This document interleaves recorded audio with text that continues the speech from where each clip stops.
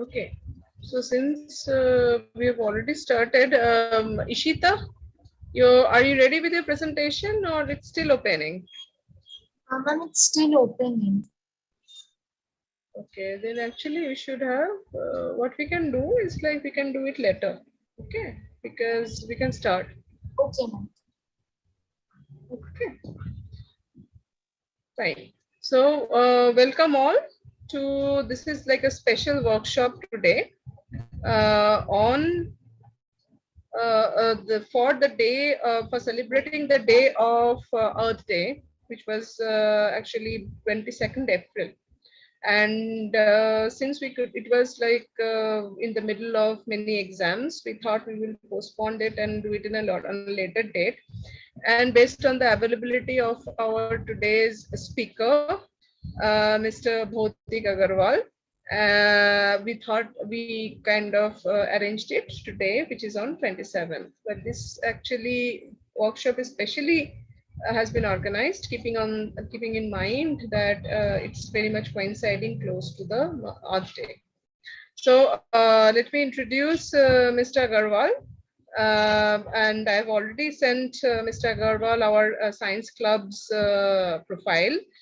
So this is for Mr. Agarwal. Actually, we are running like a small science club for small children, actually, girls 7 to 17 years, which is Nivedita Shakti, which is like now WIPNet registered. Not only that, it has for our 9 months activity last, it started actually on 1st June 2021. So we got only 9 months and 10 months to kind of do our program, and it is already now mentioned as one of the commendable clubs in the by Vigyan Prasar in the WIPNet clubs.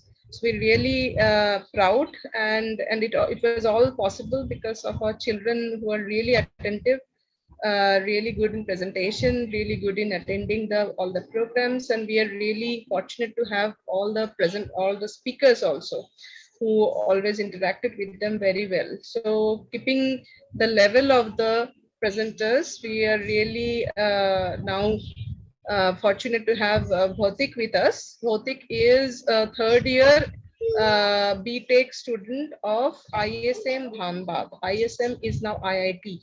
So he is in IIT Dhanbad, and he is specifically studying petroleum engineering.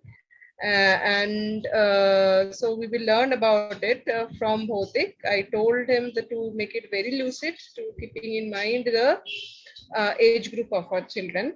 And he is also the president of the student chapter of ISM Dhanbad, which is a very big thing when you are a student, actually. So it's sort of like you kind of organize a lot of events for the students. You take many decisions in the student chapter. It is very prestigious position as a student in that category. So I'd like to request Bhautik to self-introduce yourself also, if something I'm missing, and please start with the presentation, workshop, interaction. And children, actually, you are supposed to interact. So if you have any questions in mind, don't keep it in your mind. Bhautik is here to answer all the questions. We are here to discuss. So one day we are hoping that some of you will be also a geo explorer, a petroleum engineer. So that is something also you can also keep in mind. So you can ask questions to Bhautik, sir. And I would like now Bhautik to take the stage.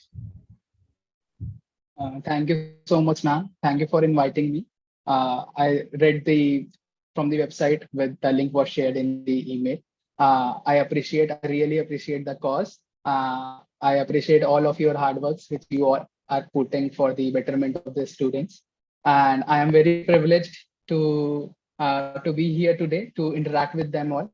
So as ma'am suggested that this would not be only a session where I would be keep on going and speaking. It would be a session where I want you guys to put in your feedbacks and ask your questions. And at times you would be answering some questions. So without any further ado, let's start with the presentation. So I'll just share my screen. So is my screen visible? Yes. Yes, it is Okay. visible, Pratik. Okay, thank you. But it is, yeah, you have to make probably full screen. Yeah. Is it okay now? Not yet, actually. Yeah. Actually, it is something happens with the old version of like PowerPoint. You can see the full view. Okay, Yes, in my computer I cannot see. So if everyone can see, so probably my computer issue. So please go on. Everyone can see full screen. Okay, very good. Go Okay. on. Go on. So Ma'am, I let's can't see start. full screen. You can't see full screen. So it Ma'am, actually me depends too. on the version of the PowerPoint or the Microsoft you have, but it's okay. Sir can go through it and you can see the screen. Okay, so let's start with the presentation today. So firstly, I would like you all to know that what are natural resources. So natural resources are something that we obtain naturally, that is already present in the nature, and we do not have to go to the manufacturing process of that particular thing. So these natural resources are divided in two subcategories, which are renewables and non-renewables. As the name suggests itself, renewables are the kind of resources which can be replenished over time. So it can be recycled and reutilized. But non-renewables are the resources which cannot be recycled, and it takes millions of years for them to be formed. So once they are extinguished, there is no certain way to bring them back. So the wise utilization of non-renewable resources is a must for us. As my major is in oil and gas engineering, so I would be briefing on that particular topics in my coming slides. So next up, so my first question goes here. What do you guys think a petroleum is? You can describe it by its color or certain materialistic characteristics or anything which comes in your mind with the word petroleum. If you guys, any one of you guys from the audience could answer this Can I question, it say? would be very great. Hello? Can I say? Yeah, sure. Petroleum is like You can raise your hand. Whoever wants to say, raise your hand and turn on your video. okay.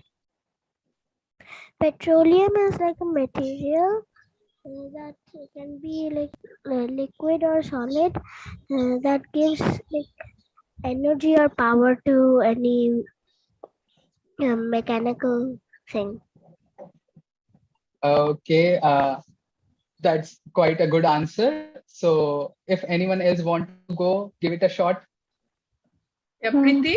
So, so can I answer? Petroleum are the energy that gives the engine, it's like bicycle and car and bus, which helps them Mhm. to give energy and move them, control them. as well. Okay, so let's see what petroleum is. And So, Ankita wants to answer also. Maybe we can give a chance to Ankita. okay, sure. Ankita? Petroleum is something which is actually a non-renewable resources, as it cannot be renewed as it can be renewed after it takes a long million of years to form. Okay, so after all these Actually, answers, let me just so first our like students are actually who answered, they are in class 3 and 4 and Ankita is in class yeah, 6, so there is a level difference. That's why you can also hear the different kind of answers. yeah, that's actually interesting. So moving sir, ahead. can I So also? yeah, sure, go ahead. Yes, sir. Actually, petroleum is one kind of fossil fuel also. Yeah, it's a fossil fuel. Yeah, exactly. So if your first thought process of answer was that petroleum is a kind of fuel which is used in our vehicles, so let me tell you that your answer is not fully correct. So petroleum is actually not a fuel which is used in our vehicles. So what is it? Let us just explore. So petroleum, also given the name crude oil, is a parent component Actually, from which sorry, the Bhartik, to interrupt, but your actually screen, I cannot see it's moving. So whoever is having probably problem in seeing it like full screen, so for them actually, can you go to the left slides like one by one? If you choose, it will then come. Man, it's in the same style. Yes, that's what I'm saying. Actually, it's looking in the same slide. Yeah, that way probably it's better. So even if it's not full okay. screen for people, so you can go to different slides, just select it and it will be coming. Can you see now all? Yeah, so Is it they visible can now? see now. Yeah, Yeah. the thing is like it is not becoming full screen, but in the left, from the left, you can scroll down maybe on the slide, then it can come. Okay, sure. That's okay. So Thank you. okay, yeah. So petroleum, often given the name crude oil, is a parent component from which we derive certain type of byproducts. That is, we also get petrol, we get kerosene, we get diesel, we get wax, and certain type of components which are used in our day-to-day life for the energy generation. So petroleum or the crude oil itself is not a fuel, but it gives out certain types of component which can be used to generate energy. Due to its high utilization, it is often given the name black gold. So moving ahead, there are multiple theories for the origin of petroleum, but one of the most accepted and prevailed theory is the organic theory. So what does this say? So this describes that this particularly says about that the living biosphere of the oceanic origin. Oceanic means the plant or the animals that lived in the ocean across half a billion year ago got, when they died, sink to the ocean floor and got deposited there. With time, the sediments of certain type of rocks covered their bodies, and as the bodies were covered under the oceanic floor with certain amount of saline water present. Saline water is the water with salt. With seawater is usually salty. So as the bodies of these living things got decomposed under the bed, the pressure above the ocean and temperature at the below altered with the moving years. As the age crossed by, the pressure and temperature variations cause their body to thermally decompose.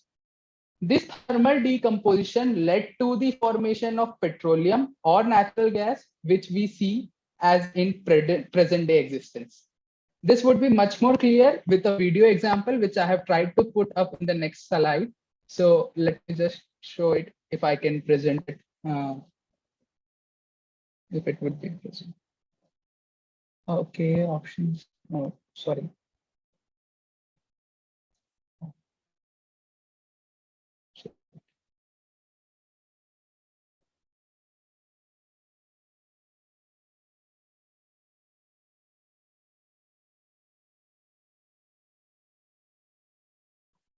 Is this video visible?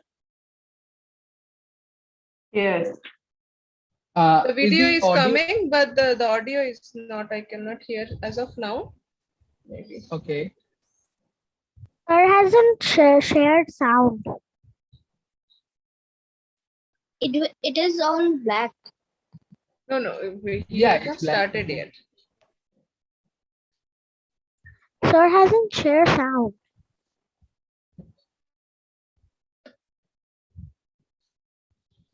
Actually, Bhautik, during sharing, if you had selected the sound, then you could actually we could hear the sound. Okay, okay. Yeah. Now,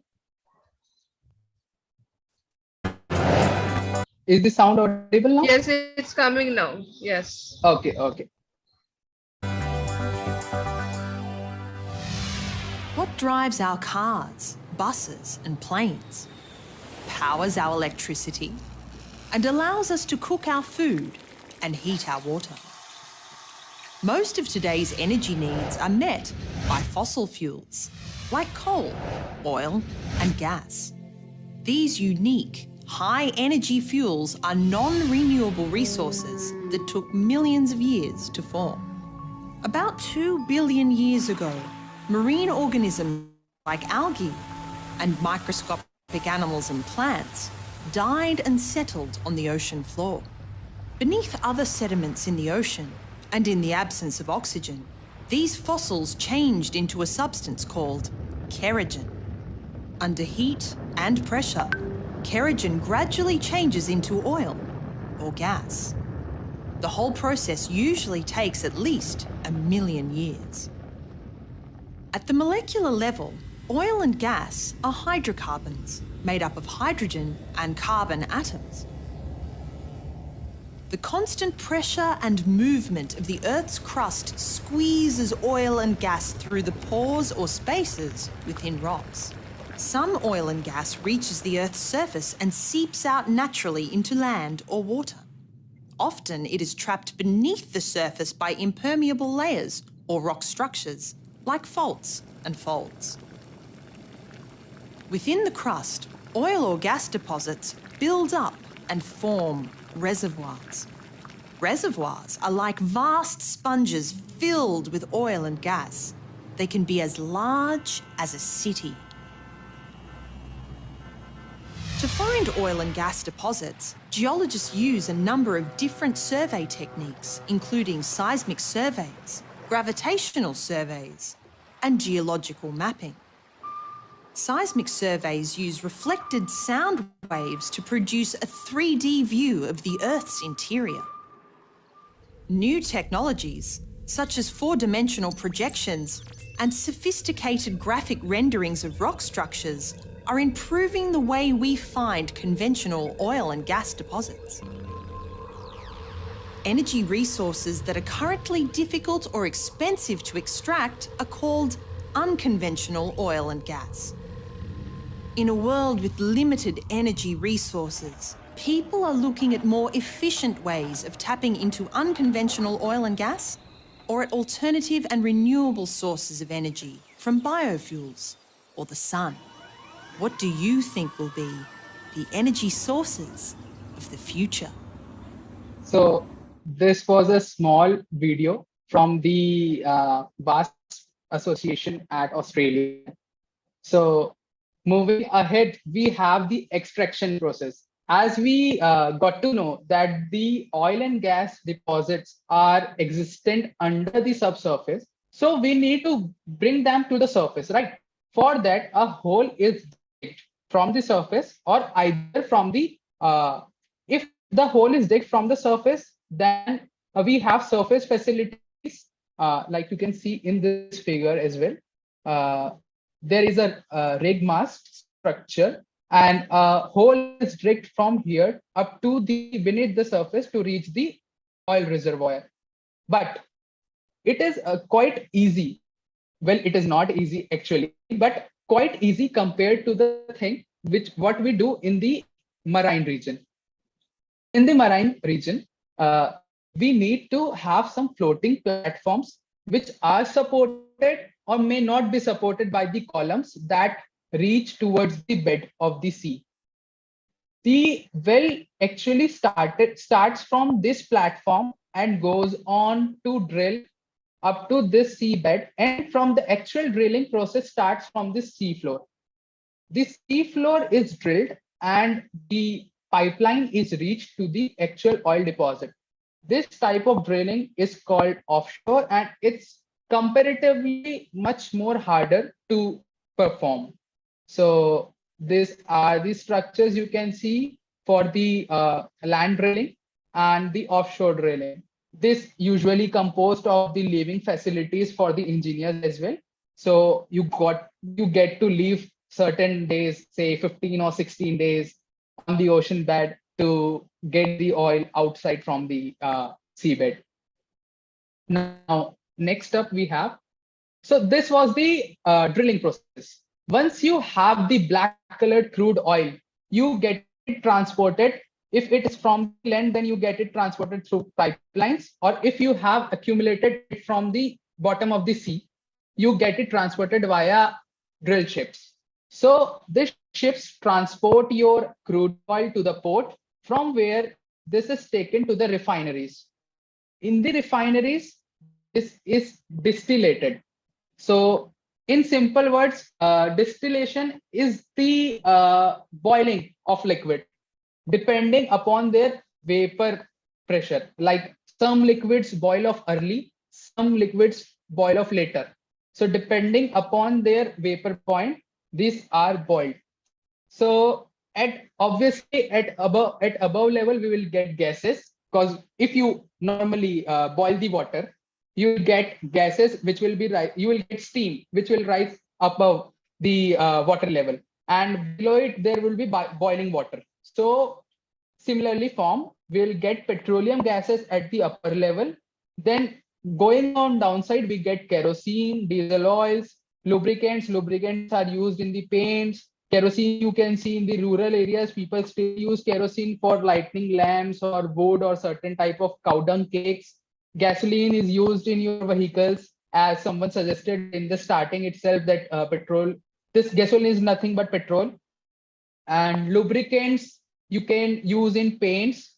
Wax is the common form you can use for making of crayons, candles, etc. And then fuel oil and bitumen. Bitumen is a solid substance which you semi-solid substance maybe, so you get while the refining, and it is the last product which you get after refining of the crude oil. Now as we have discussed about the refining process, this was supposed to be a questioning slide, but I think you could not view it in the uh, setup, slideshow setup. So let me just explain this. So you get the black colored crude oil from the beneath of the earth. Then the refining process it separates out into its constituent parts. We get diesel. Diesel and petrol are quite similar in color. In nature, you will get in petrol pumps, you will get diesel as a yellowish color fluid, and petrol would be of slight orangish color fluid. Then you get wax. Wax is in the white form. The petroleum wax is usually white or creamy in color. And then you get kerosene. Kerosene is blue colored liquid. You can easily found it if you have you may see it at your homes as well, but you can easily found it in the ration shops, or when you have a visit to the rural areas, they still use it. Kerosene is quite famous there. Now so why the petroleum is the potential energy resource? So we'll understand with past and future trends. We have seen that there are certain renewable resources and certain non-renewable resources in the first slide. And the fossil fuels, mainly compositing petroleum, natural gas, coal, nuclear, etc., are the form of non-renewable resources. Non-renewable implying that they cannot be replenished over time. So petroleum, natural gas, and coal, you can see that before 2020, the trends were like the petroleum, natural gas, and petroleum was always a leading. Once it was found, say it was found around in 1869. After that, it has kept on growing. The demand for oil has kept on growing since then. Natural gas, coal has seen a vast decline in its demand. Can anyone give a reason why is it so? Why coal has seen an extreme kind of decline in its demand?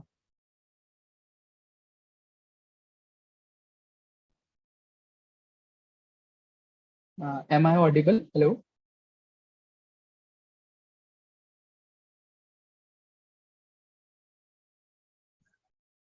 Yes, sir, you're audible. Okay, so thank you. So like the coal is the most kind of polluting non-renewable resources, we can say. Coal produces level of carbon dioxide, it produces levels of ashes and other particulate matters which definitely pollutes our atmosphere. Also, there were times, say around 1990s and early 2000s, when the coal was used majorly for the electricity generation. So, as we already discussed, that coal is a non-renewable source of energy. So, it's been predicted that we have utilized much of the coal formations, much of the coal resources available to us. And if we keep on utilizing it at a rate which we were using in the past, then there would be certainly no coal left for our future generation. And also the atmosphere would be highly polluted. After the introduction of combustion engines, etc.,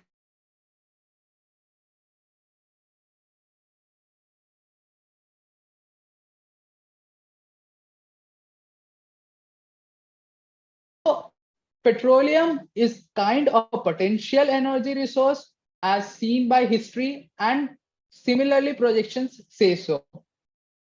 Let us see the Indian oil and gas demand. So Indian oil and gas demand has seen a significant increase since the last 2 decades. But the consumption of the oil and gas has climbed up to a level, but the production has been stagnant. The production for the oil and gas remains stagnant for the Indian oil and gas industries, thereby making us the net importer. And as the figure says, we are importing 75% of our natural gas and oil from Russian countries, Russia, USA, and Middle Eastern countries. We usually depend on them for our net oil imports.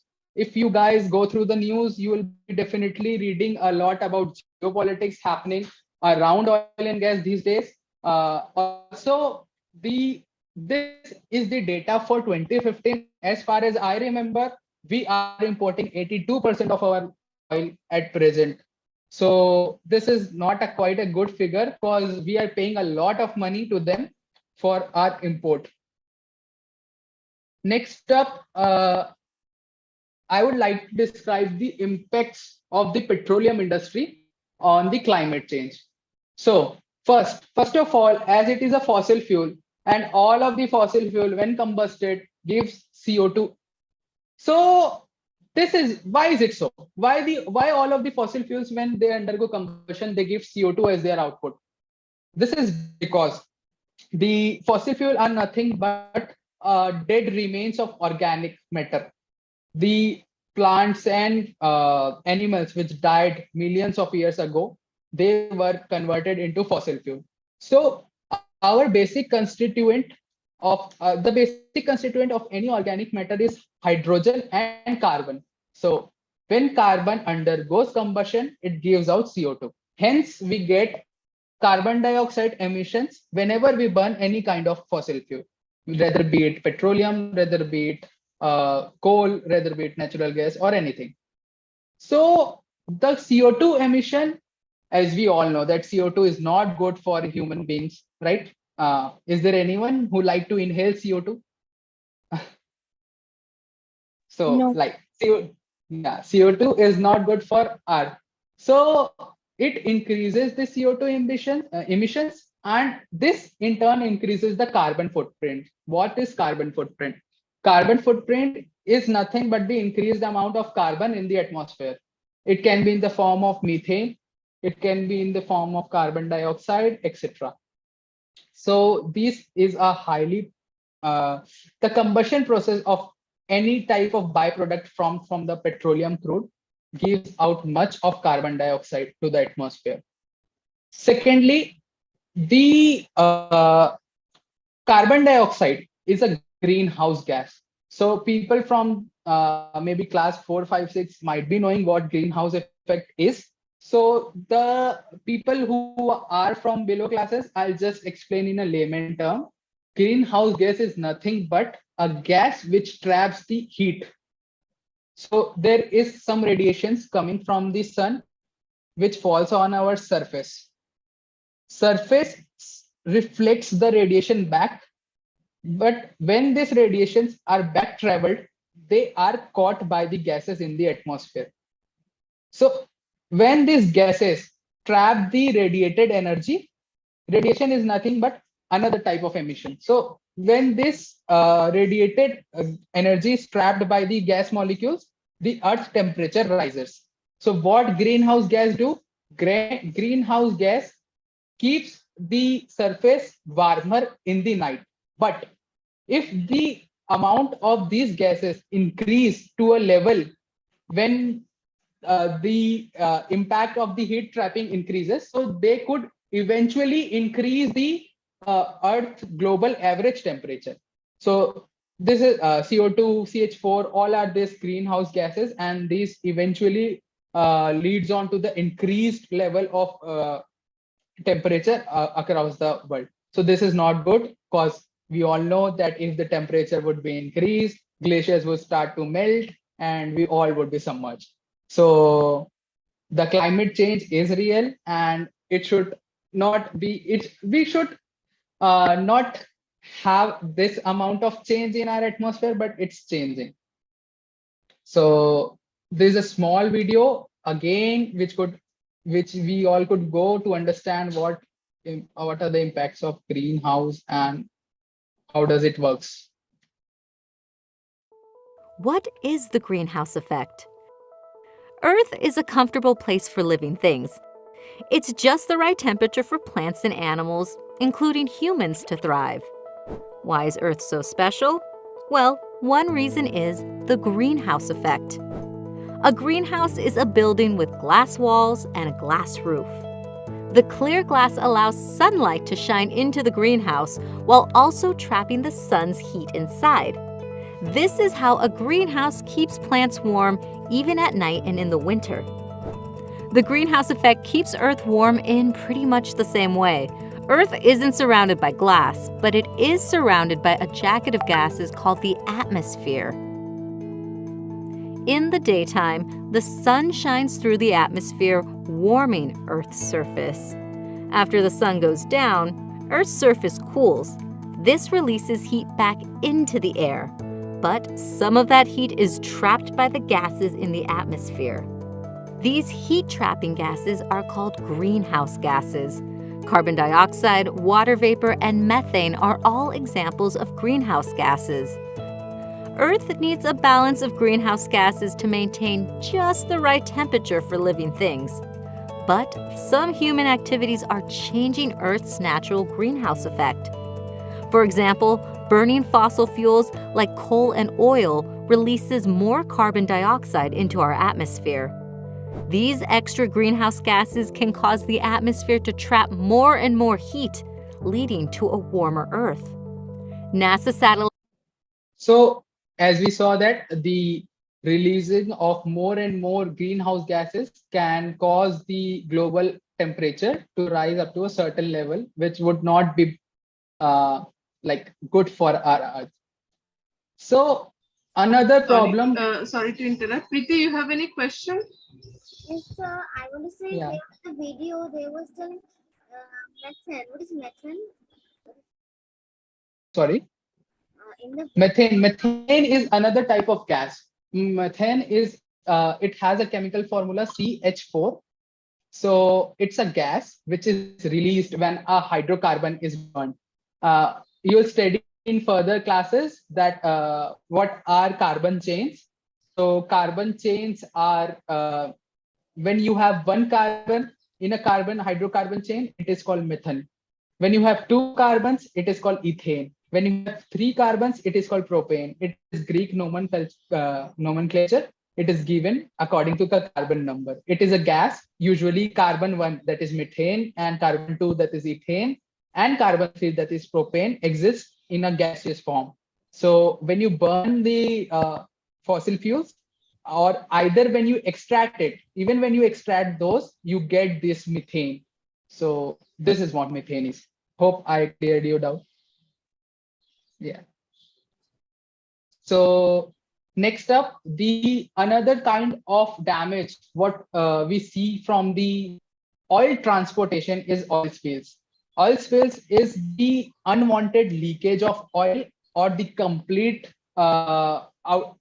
outgoing of oil when the oil is transported via ship. So spills usually happening on the marine environment is far more disastrous than happening on the land. So usually spills of generally happens in the oceanic floor, oceans only. When the oil covers the oceanic bed, oceanic upfront, it usually damages the oxygen level there and leads on to the very low dissolution of oxygen, thereby hampering the marine life, and eventually the fish or flowers or the floras living besides that layer dies. So it's not it's a kind of very unhappening event which leads to the destruction of major marine life. When the oil is spilled, it also leads to the much more economic losses as well. So at last, I would like to discuss about the features which could be utilized to combat this climate change. First and the foremost thing is the wise usage of this fossil fuels. The wise and regulated uses of these fuels would lead on to the sustainability as well, so that our future generation could have some source of energy left if there would be not much research on the non-renewable sector. And also it would lead to the better climatic conditions. Second, monitored emissions. See, we cannot shut down any industry in a day. Petroleum industry has been established from around 150 years. So if we want to have a better source of energy, it takes a lot of time to explore and get into the pros and cons of that particular source. We are getting the news of electrical vehicles, etc. But the proper affordability, how can a common person afford those cars? EVs are not like affordable as of now. So the technology requires some time to grow. So meanwhile, we have to sustain with the present available technologies without destroying the much, without destroying the climate much. So the second part, which what we can do is monitored emissions. There are certain type of instruments which are fit in the chimneys and the etc. wherever the fossil fuels are burned to combat with the carbon dioxide emissions, etc. Lastly, there had been a major revolutionary research around carbon dioxide capture and storage. So this is the process where we capture the carbon dioxide emitted and push it back to the Earth's surface, beneath the Earth's surface. So this is under major research. This topic could bring about a revolution in the oil and gas industry. It is being implemented in the large scale in countries like Norway and US, UK. All of these countries are implying the models in a large scale. So the sustainable development could be bring about by various educationary and researching methods, and we can live with the existent source of energy if we use them wisely. So this concludes my presentation. If you guys have any questions, I would be more than happy to answer. Thank you, Bhautik.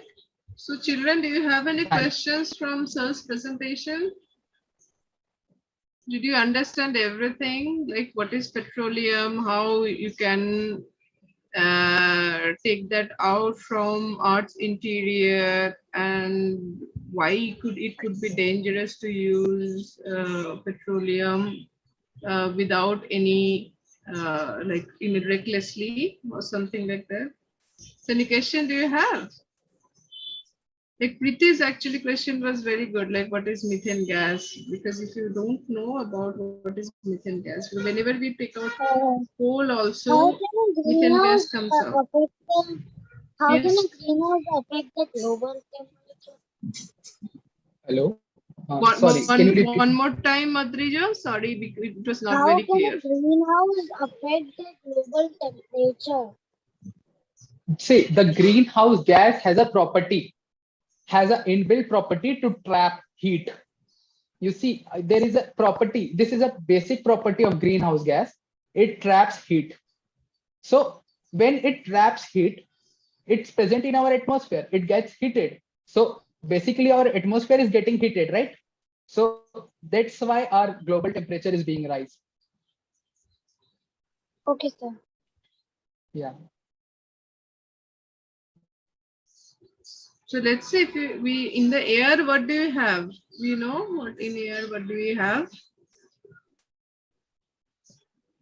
Ma'am, different gases. What are the different gases, but what are the major constituent of the air?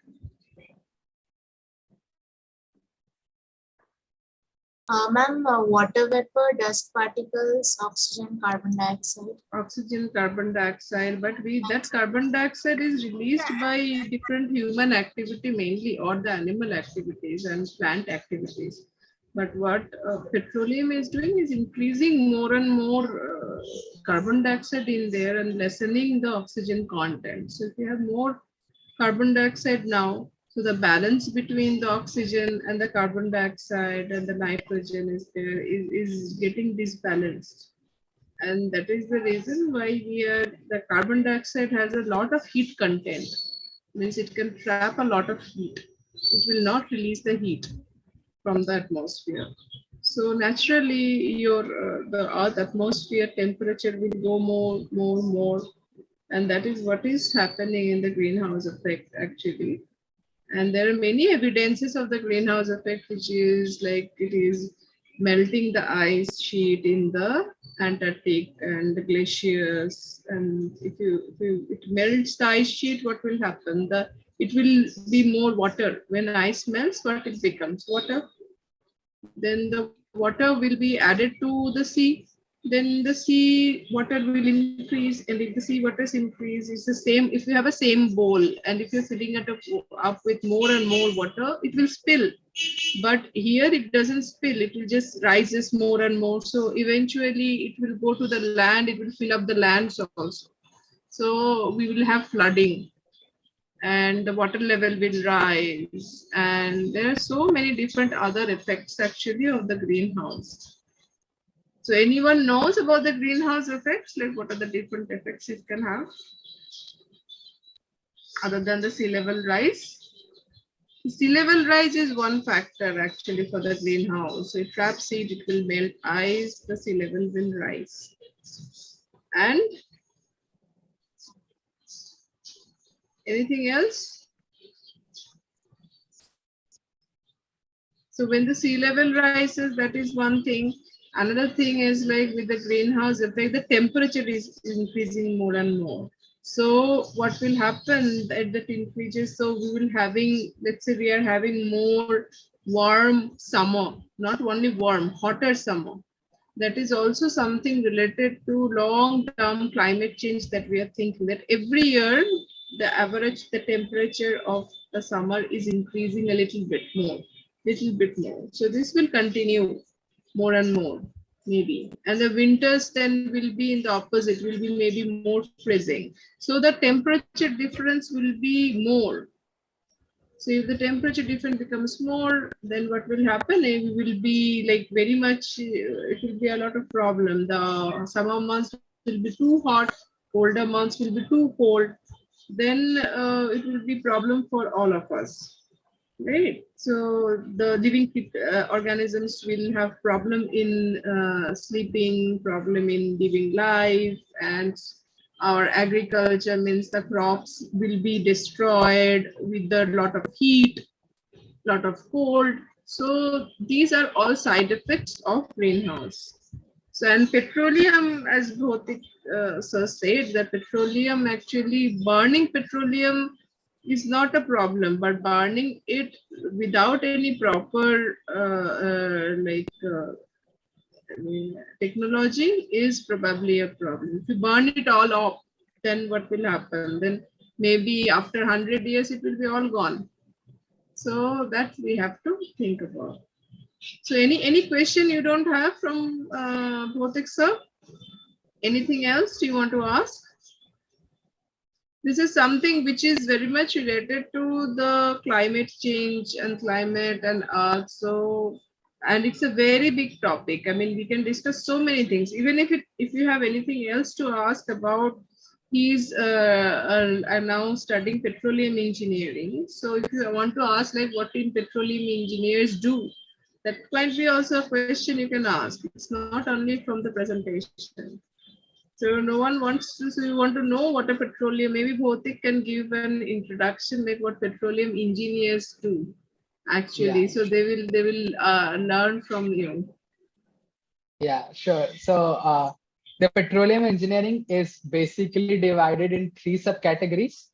We First of all, it is divided in three streams, that is midstream, downstream, and upstream. In the upstream sector, what we do is the finding, extracting, and production of oil. In the midstream section, what we do is the transportation of oil. And in the downstream, what we do is the refining process. So I am my specialization in the upstream industry. So upstream has three type of engineers. These are the reservoir engineers, drilling engineers, and the production engineers. So reservoir engineers have a task of estimating the reserves. See, we cannot go deep inside the earth to check the volume of whatever we are having there, right? We cannot go deep inside to see whether we have oil or gas there. So we have to estimate it from the surface itself, that what is present there and how much it is there. So this is the task of reservoir engineer. In a short while, they have much more tasks. So, but this is the major task of those, to find the probable and possible reservoirs, as well as estimate the amount which could be recovered. Second comes the task of drilling engineers. These are the engineers who extract the notified oil from beneath the earth. They make the necessary arrangements, they dig up the hole using machineries, they set the connection up to bring the oil from beneath the earth towards the surface. After this comes the job of production engineers. When the well is completed, the well is allowed to flow. So when we allow it to flow, the production of oil begins, and we monitor the constant flow rate. See, the oil production is very risky task. If there would be slight change of pressure, the whole connection, the whole arrangement could be lit in fire in just a few seconds. So it's a very risky, it's a very health safety disastrous task, I should say. So if there would be simple disbalance between the pressure below the earth and above the earth, it could lead to certain disasters. We have had many major disasters in the past where the well, like certain all of the crew members have perished away. So it's like it's a proper production techniques and storage techniques should be utilized. So these three combinedly makes the petroleum engineer and petroleum engineering a smooth sailing task. Thereafter, the transportation comes, and the chemical engineers are usually employed in the refining task. So this is a just overview of the how petroleum industry works. So I think like children are now too small to think about petroleum engineering Yeah. as their career or Yeah. something like that. But in short, the petroleum engineers help the petroleum inside the earth to take out on the surface, because it is deep inside the earth. Someone has to find out where the petroleum is first of all, then how to dig it out very safely so that it doesn't catch fire on the way, because if it catches fire, then all the petroleum will be gone. You know, the petroleum or petrol is very, that's why it's fuel, because it can burn, right, and very fast. So petrol and has to be on the surface, and from the surface it has to, from where you take it out, from there it has to be distributed in many different countries. It is like a very big step and very big process, step by step process. And as far as I know, maybe Bhotik can comment on that, it takes actually long time to find a petroleum. Let's say if I think that like if I know from the map of the world that you have a petroleum at some place, and it formed like maybe when the earth formed million years ago, a lot of years ago, right? So if you have to find out whether exactly where the petroleum is, it takes 10 to 20 years to find out where exactly the petroleum is, and then to dig it out. And digging is a big process. You need a lot of equipment, a lot of things. So it takes 20, 30 years for engineers, geologists, chemists, then other many people working in the area to first find the petroleum, then to dig the petroleum out, then to distribute it. So it's a long process. It takes definitely million years to form the petroleum, but it also takes 20, 30 years to find a place which has a lot of petroleum so that world can use it. So this is like what petroleum engineers do. They help us actually.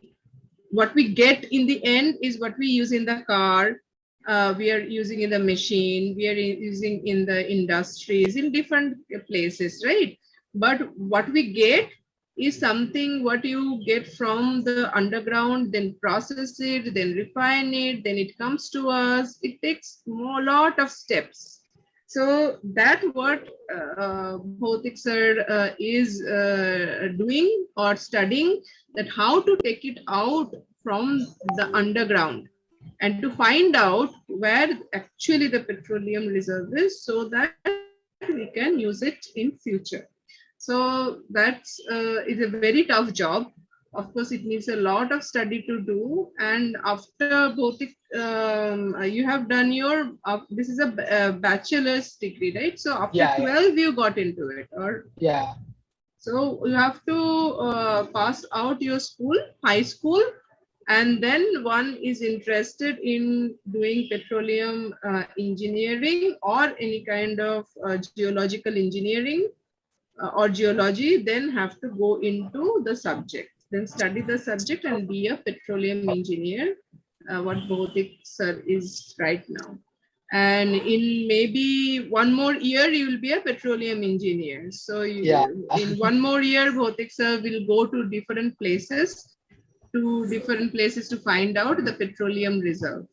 And we will, whatever we are going to get is also of the reason because engineers like Bhautik sir will be working on it. So thank you, Bhautik. That was really enlightening. I'm sure that children probably know more than what they used to do. Know more. I mean, used to know before. So if you have any question, children, you are still, Bhautik sir is here and I have his email. So any question if you have, you can definitely ask him. And if you question about like how to be a geologist, how to be a petroleum engineer, he is always there to give you answer, even if you right now don't want to ask, but he will always be there, I'm sure, for you. Yeah, definitely. So thank you, Bhautik. Thanks. Any more, no more questions you have, children? I think actually they have classes also. It's 9 o'clock. Yeah. So thank you.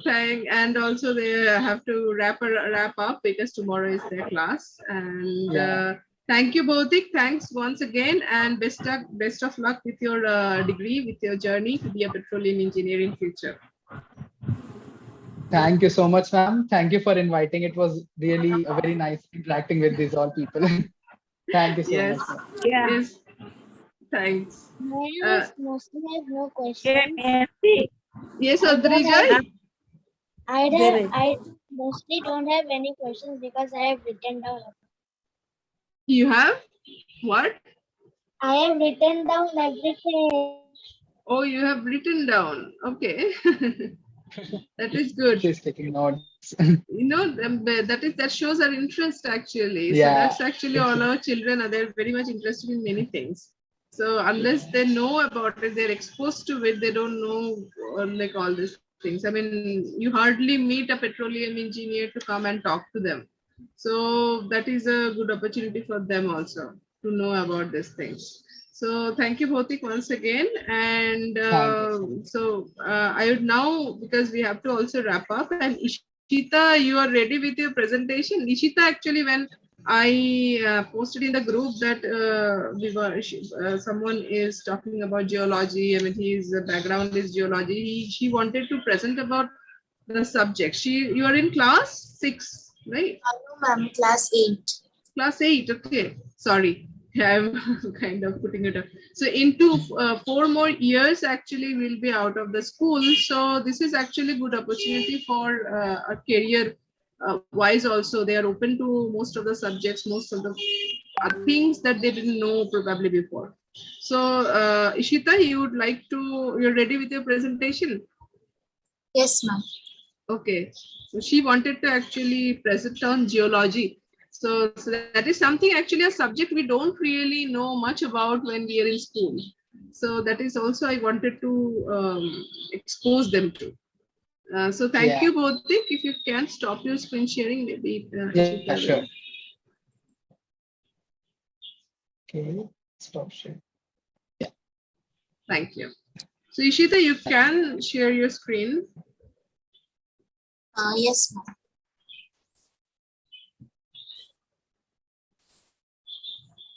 Ma'am, is it visible? Yes. Okay, ma'am. Geology, a small presentation by Ishita Mundu from BDMI. Geology is actually the study of the earth. First, I'm going to tell the earth's origin.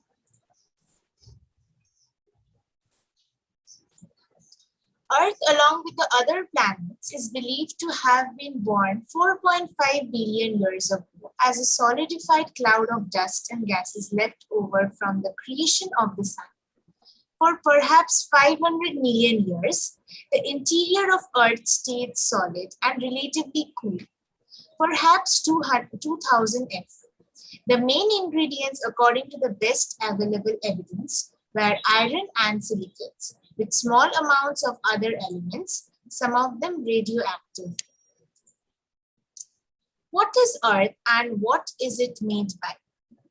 Earth is the 5th largest planet in the solar system. Its diameter is about 8,000 miles, and Earth is the 3rd closest planet to the Earth. Its average distance from the Sun is about 93 million miles. And Earth is the only living planet in the solar system. The Earth is basically made up of 3 different layers, which are the crust, mantle, and the core. Crust. This is the outside layer of the Earth and is made of solid rock, mostly basalt and granite. There are 2 types of crust. Oceanic crust is denser and thinner and mainly composed of basalt. Continental crust is less dense, thicker, and mainly composed of granite. Mantle. The mantle lies below the crust and is up to 2,900 kilometers thick. It consists of hot, dense iron and magnesium, rich solid rock. The crust and the upper part of the mantle make up to the lithosphere, which is broken into plates, both large and small. Core. The core is the center of the Earth and is made up of the liquid outer core and solid inner core. The outer core is made of nickel, iron, and molten rock. Temperatures here can reach up to 5,000 centigrade. Here in the picture, you can see the different layers of the Earth. This yellow ball is mainly the inner core, which is mainly made up of magma and molten rocks. The processes acting over surface of the Earth. The geomorphic process is the process responsible for the formation and alteration of the Earth's surface. The physical and chemical interactions between the Earth's surface and the natural forces acting upon it to produce landforms.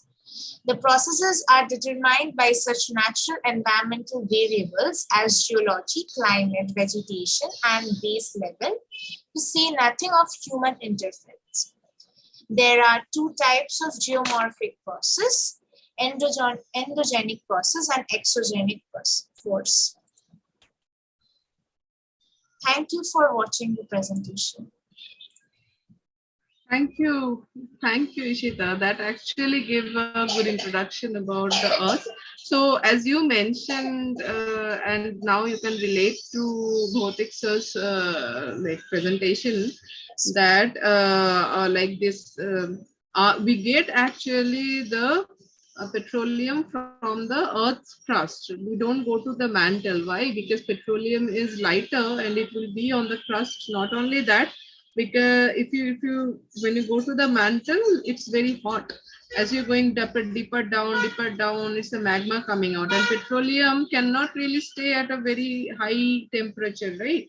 So then it will become gas, and that when petroleum becomes gas, it becomes a natural gas. So whatever petroleum we get only in a very shallow level, but from the surface. But that shallow level is also quite deep because Earth is quite big. So that actually is the reason why petroleum, we don't really expect the petroleum to be be down in the earth near the mantle or something like that. And as you mentioned, that it has nothing to do with the human interference. So Earth, when it formed, it has nothing to do with the human interference. There was no human only came about 0.1 million years ago, and Earth is 4.5 billion years, which is even 1,000 times more time scale.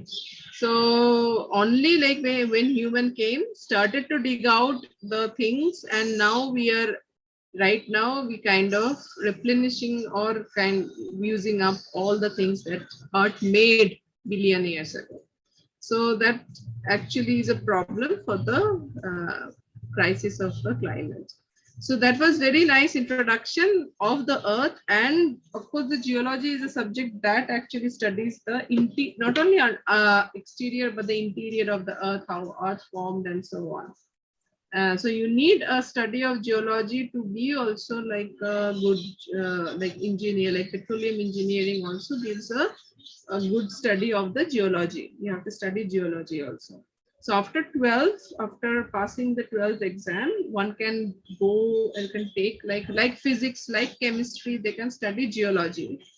And after studying geology, you can go in different sectors. You can be a petroleum engineer, you can be like a mineralogist, you can be a geomorphist or anything if you choose like. So there are different streams of geology, but mainly after class 12 you can go to study geology. So that is something what geologists actually, when you can become a geologist after studying the bachelor's degree or in geology. And geologists have a very exciting life. One who goes to different exploration of different places, in different places when mostly human do not go, because they want to go into the places where the pristine earth is preserved. So they go into that. So one can go to the expedition in Antarctica, one can go to the expedition in Iceland, in Greenland. So there you can visit mines, you can go deep down to see like how coal is excavated. Normally in many different other subjects you don't get a chance. And that is actually very good point about geology. Because I actually studied geology during my bachelor's. So I felt really excited when I was studying it because I could go to different mines. I could see how uranium was taken out. I could see how coal is taken out. I could visit different places, which is very nice, and minerals and resources I could know about. So that is very exciting, and one can go to different type of careers from geology also. And that is, so if you want to maybe some of you want to go or think of becoming geologist someday, we can have also later on we can have a workshop of different type of careers that one can choose from different subjects like geology, zoology, and we also did microbiology and so on. So thanks Ishita, that was really nice, and it's the first time maybe you're presenting here. The opportunity of presenting. No, yes, that was really good. It was very mature presentation. And we are almost like 9:15, so I do not want to drag more because you all have schools tomorrow and some of you have exams also. But thank you so much for being here. It was long planned because I wanted to do something which is related to Earth Day, and we also are going to come environment day also in 5th June. So that we will also do, because our environment, this is something which we cannot really take out from your subjects. We cannot really not know about them. You have to know about them. So also one thing I want to announce here is that 12th June is where we were going to have like a big program, because that is on the day Kolkata Nivedita Shakti was born. It was the birthday of Kolkata Nivedita Shakti, and since Vigyanika Shakti is working under, is a science club under Kolkata Nivedita Shakti, we always celebrate that birthday also. So 12 June, like Shakti Sthapana Divas, we also did. We want to do a program, and I would request whoever wants to do what, like one can do dance, song. We are going to do a big program in some hall. So if you want to participate in that, in different singing, dancing, different cultural activities, please come ahead and write it in the group, and we are going to make groups like that, and they can participate, and we will be giving rehearsals for them. And this time the rehearsal will be not so like not by me or Pritha ma'am maybe, but by like a professional singer, a professional dancer. So it will be really nice. We want to make it a really big program. So please come forward if you want to participate. I will also announce it in the group. But 12th June is something that we should remember, that we can all meet again to celebrate the birthday of Kolkata Nivedita Shakti. So Rita ma'am, we are almost there in the end. Yes, if you want to add into that. 1st to 4th June, we will have the quiz competition like last year, because 1st June Vigyanika Shakti started.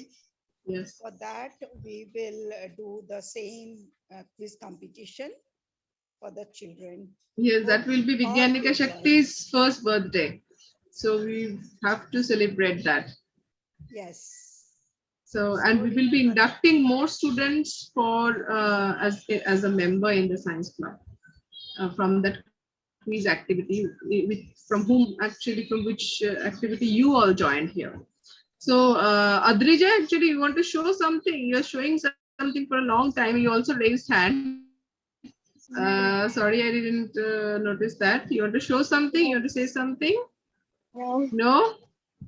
Okay. I was seeing some kind of ball. It is a clock. Yeah. It's a watch. It's a watch that. Okay, you want to show me that? Okay, it's 9:18. Just finish it. Okay, I will. No. Thank you. So, Ma'am, I was just raising my hand that the Earth was not the fifth largest planet in the solar system. okay. Yes, please correct. Thank you. Thank you. And who is listening from our YouTube channel and Facebook channel, she can join on 1st to 4th for quiz, and she also can join in this Vigyanika Shakti VIPNet Club. Yes, and I will announce it also. So also spread this news to your friends if your friends want to join the science club. And from May, we are going to start physical activities. So we'll visit different institutes. We will make plans for visiting different places, science museums and so. And also hands-on experiments we are planning to do, so that you can come time to time, and we will arrange that. Okay. Ma'am, can we have an offline class at 5th June, which is the Environment Day? We will definitely plan for that if time permits. But the thing is, like 5th June is also, all of us are very busy. Many of us actually have to go to many different activities on 5th June, because it's on also Environment Day. So we can plan, we will see. Bhautik Agarwal, we all wish your very bright career and very bright future. And your presentation was excellent. And keep in touch and motivate our children always. Thank you both. Thank you so much, ma'am. Definitely, I'll try my best. Thank you so much. Thank you both. Thanks for being with us. So, Rita ma'am, so should we end the meeting, right? Yes. So, bye bye. Good night.